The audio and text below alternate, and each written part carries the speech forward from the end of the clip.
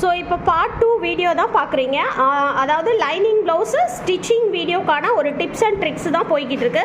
So lining கிளாத்தோட இந்த மாதிரி கிளாத்தை வச்சு இந்த இடையில ஒரு எக்ஸ் மார்க் மாதிரி போட்டுட்டு ஸ்டிச் பண்ணுறதுக்குரிய டிஃப்ரெண்ட்டும், ஸோ இந்த மாதிரி பிளைனாக நம்ம எப்பயும் போல் ஜஸ்ட்டு சுற்றி ஸ்டிச் பண்ணிவிட்டு இந்த மாதிரி டாட் பிடிக்கிறதுக்குமான டிஃப்ரெண்ட் தான் பார்க்க போகிறோம். எப்படின்னு பார்த்தீங்கன்னா, ஸோ இந்த கிளாத்தில் பார்த்தீங்கன்னா எப்படி இருக்கும் அப்படின்னு பார்த்தீங்கன்னா, இந்த துணியும் அதாவது ப்ளவுஸோட துணியும் லைனிங்கும் வந்து கொஞ்சம் செப்பரேட்டாக இருக்கிற மாதிரியும் இந்த டாட்லேருந்து கொஞ்சம் விலகி இருக்கிற மாதிரியும் ஒரு பர்ஃபெக்ஷன் இல்லாத மாதிரி இருக்கும் பிகினர்ஸ்க்கு.